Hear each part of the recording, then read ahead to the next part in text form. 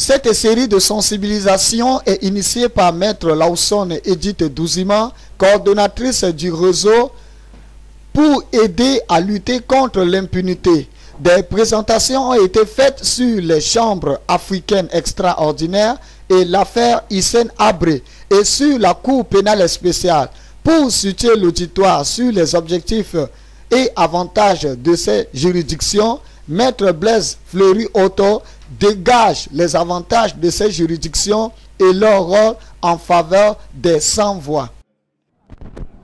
Qui est mise en place pour instruire et juger les affaires dans lesquelles ceux de nos compatriotes sont impliqués à partir des événements les plus récents qui ont mis à mal la cohésion sociale dans notre pays.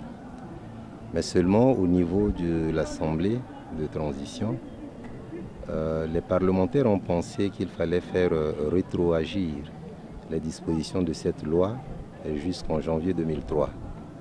C'est vrai qu'un vote a été fait, mais il y a aussi des questions techniques et pratiques qu'il faut prendre en compte, notamment la question de la rétroactivité de la loi pénale. Vous savez que la loi pénale ne dispose que pour l'avenir. Or, en 2003, il n'y avait par exemple pas encore les crimes de génocide qui sont pris en compte par le Code pénal centrafricain. Il n'y avait pas encore les crimes contre l'humanité qui étaient pris en compte par le Code pénal centrafricain.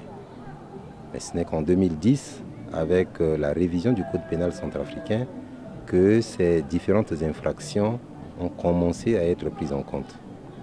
Mais même si cette question devait être traitée par la Cour pénale internationale, la Cour pénale spéciale, je voulais dire, cette Cour pénale spéciale va être obligée de tenir compte de ces aspects techniques de la non-rétroactivité de la loi pénale d'une part, mais d'autre part d'une question qui touche essentiellement à l'inexistence de ces infractions lorsqu'elles étaient commises en 2003, pendant que la loi pénale n'était pas encore adaptée à ces infractions.